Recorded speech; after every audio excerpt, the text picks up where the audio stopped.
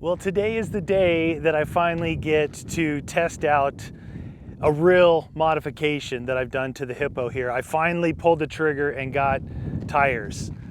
I'd gotten these wheels, I've had them about a month. It took a month or so to get them. I've had them a month, but I was going around and around and around on what size tire to get. You know, I've always run the traditional 35 1250s or 33 1250s, always those big wide tires. But all the way back, I used to have a Baja Bug, and I ran these skinnier tires on this thing in the desert, and then I always ran them on the front, even in the sand, and they worked really good. If you've ever seen those old kind of like African safaris and things like that, you see those old Land Rover or Range Rover, Land Cruisers, whatever they are, they all had these really skinny, like pizza cutter style tires. So I wanted to try this. I wanted to say, look, I'm gonna find something in between the ultra skinny and the really wide, because if you don't know this, you don't get extra traction on regular stuff from the width of the wheel. When you let down the air in the tire, it's like creating like a tank track, like a tread, right? It's the length, not the width, that helps. Now, that being said, a lot of people overlook this. Where the width does help you is when you're aired down really low and you're like rock crawling, right? And your tire is reaching over. That's where the width helps. Having a wider tire isn't, you know, a lot of people want to say that it's not good at all, or that it's not going to benefit you when airing down. It is, but in a different way. Just a lot of people are confused thinking that it's the width, like in the sand. No, it's the length of the tire. So just always think of a tank tread. They're long, skinny, they're not really wide. I wanted to try something a little bit different than I've been doing in the last in the last 22 years. Something back to when I was younger, one of my first off-road vehicles, Baja Bug, and kind of inspired by the old safari vehicles with the thin tires. So instead of a 265 or a 275 or a 285 or 305 or a 315 width, I went with a 255. I know it sounds weird, and a lot of people may be confused with these light truck metric size tires. I still am. I just like the old school 35 1250, 33 1250. But what this is a 255 80 17. So the wheels are 17 by 8. The tires are 33.1 inches tall and 10.1 inches wide. I think I found, struck a happy medium for this size vehicle. Now, I would never put this on my truck, like on the Ram or the Raptor. I would never put this skinny of a tire on there. It would be 1250 all day, 35 1250, no questions about it. But for this vehicle, to me, I mean, a lot of people think that these are big, but if you drive a big American truck, everything else seems small, right? This seems like a smaller vehicle, even though it's good size. It's heavy, surprisingly heavy for its size. That's why I call it the Hippo. The back looks like a hippo, and when you're going down a hill, it looks like a hippo on roller skates. If you look down there, they don't look too skinny, they don't look too wide. I think they look great. I'm out here, I got this done yesterday, and I'm out here today, just in the desert. This is some rolling hills of the desert. I've got sand, I've got dirt, I've got ruts, I've got a little bit of rocks, and just some minor little hills to climb. I'm gonna run some tests through on these tires just to compare them and contrast them against the street tires that I had on, because I really had no problems with those. There were Bridgestone, radial tires that were on here before. Now I've got Falken Wildpeak AT3W all-terrains, 33.1 inches. You got to remember, this thing has no lift. This has no lift on it. This is, excuse me, this is factory. There is a hydraulic auto-adjusting crap suspension on it. I say crap, that's not true. This thing's 15 years old, it's still working, right? The suspension. So it's not crap. The only reason why I say it's crap is because if you have one of these and you want to do a lift like you would on any car, you can't just take off the springs and replace them with taller ones. You got to remove all these hydraulic systems, and it's a pain in the butt. That's why I say it's crap. But I shouldn't say that because I'm relying on it now to keep it up in the air.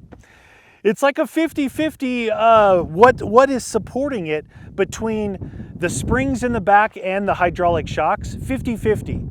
You know, 50% of the weight is done by one, because if you want to lower it, it has to be able to lower. That's why the springs can't just be holding on the weight. Same thing in front. Torsion bar suspension, IFS, same thing. Weak torsions, weak springs, only 50% of the load carrying capacity. All that being said, I think it looks awesome. What do you guys think? I'm gonna go head out and do some testing, but I'm really happy that I probably took about 3 weeks extra just trying to really make up my mind and commit. You know, it's like if you commit to tires, put them on there, that's it. You're stuck with them for, these things could last 60,000 miles, you know? That's a long time. You say you may have committed for 2-3 years. Maybe 1 year if you drive like I do. So it was a big commitment, but I kind of rolled the dice a little bit, and I love them. I love the way they look. I hope they perform as good as they look, and I'm gonna go find out right now. Man, the day started off so good today. It was totally overcast. It was raining a little bit. I get out here and the sun comes out. It's like, it's in the 90s, but man, the humidity is through the roof because of the possibility of rain. And you're just not used to humidity here in Arizona. So there's a lot of bees and wasps and yellow jackets, and I'm in the cattle area. So I had this fly come in here that was about as big as my thumb. I'm like, dude, are you gonna bite me or are you gonna get the heck out of here?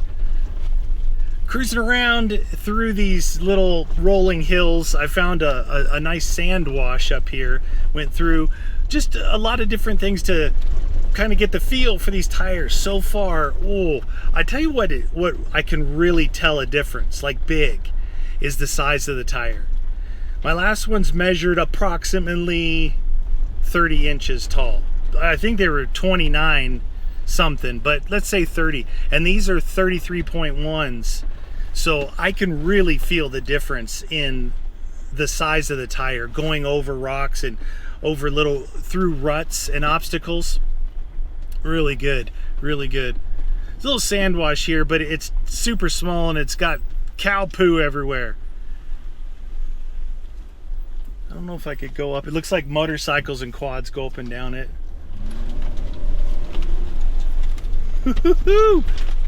It's good. It's good.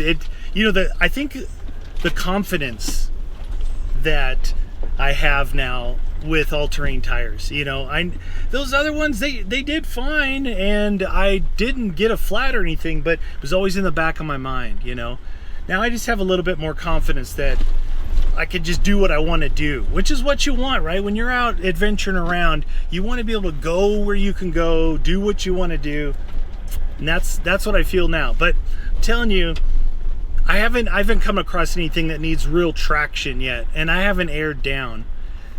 So the biggest difference is definitely the diameter, the size of the tire. Wow, it's so good to have the larger tire on here now. Well, I found a little road here, a little offshoot. I don't know where it goes, but it looks like it goes straight down a hill. So this should be interesting. I always like trying out different areas that I haven't been. It's dropping down into this valley here. Down, down, down we go. So far everything's doing really good. The sun has gone back behind the clouds, which is awesome because it's cooled down a couple of degrees. This is an interesting angle. Okay.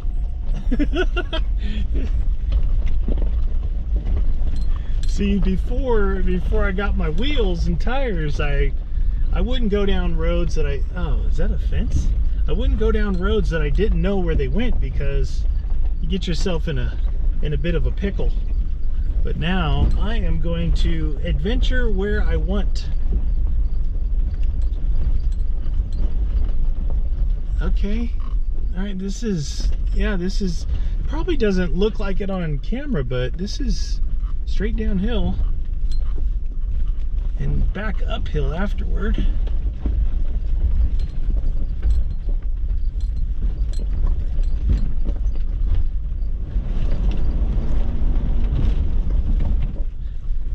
Hope this goes somewhere, because it's literally getting narrower and narrower. There's not going to be a place to turn around. Yeah, it's not too bad.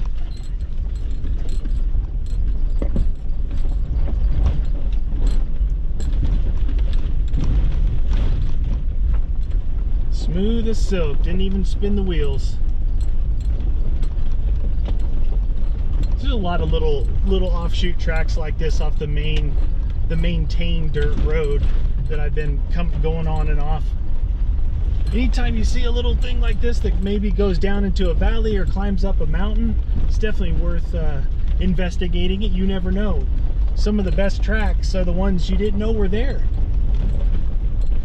And I like the ones like this, have a little bit of variety of terrain, but they need to be a lot longer than that one. That one went down to a dead end.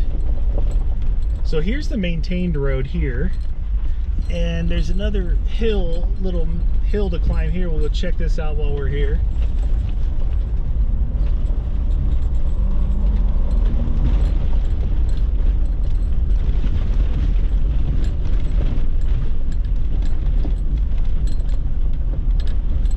I think we're going to be on top of the world up here.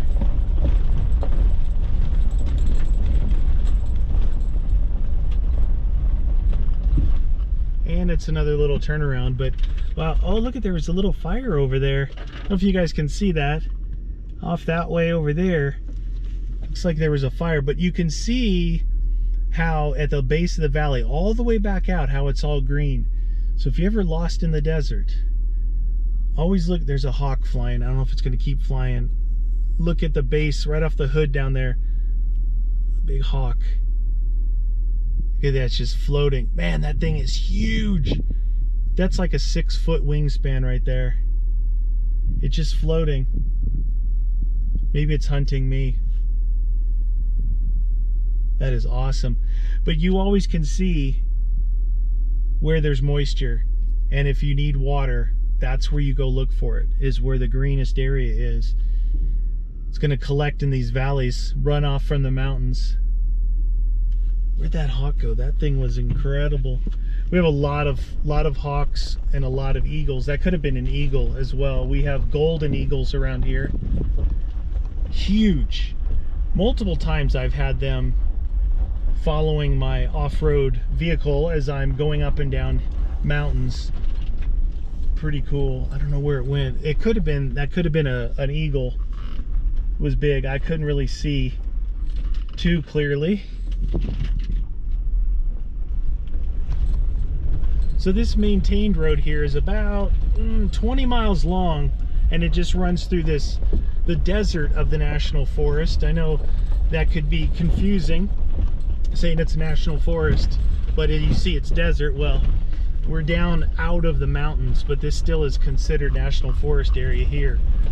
And this kind of semi-maintained road here runs approximately 22 miles through and has all these little offshoot roads to go and adventure on. It's fun to go out and do some testing, but when you want to really do a day at it, this isn't really the place to do a full day.